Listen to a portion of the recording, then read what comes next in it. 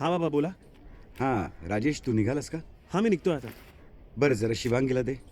हो बाबा. हॅलो, नमस्कार बाबा, कसे आहात? मी मजेत आहे. तू कशी आहेस? बरी आहेस ना? बरी आहे. अं, तुझी आणि रेवाची काळजी घे हं? नक्की. सांगा तिला, म्हणावं आमच्या काळजाचा तुकडा दिलाय तुला सांभाळायला. मुलाला तर गिळलंच आहे माझ्या. आता माझ्या नातीला नीट नाही सांभाळलं ना तर तिला परत घेऊन येईन मी. ती ऐकतीये. ऐकू दे, घाबरत नाही मी तिला. पण तिने ऐकावं म्हणूनच जोरात बोलतेय.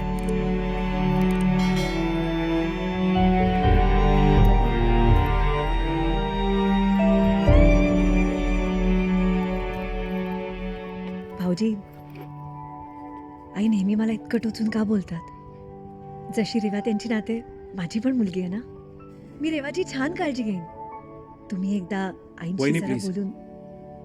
हे बघ, मला या सगळ्यामध्ये नको घेऊस. माझं काम होतं रेवाला सोडायचं, मी सोडलं. आता बाकीचं तू आणि आई बघून घे काय ते. ओके, मी निघतो. बाय रेवा. बाय.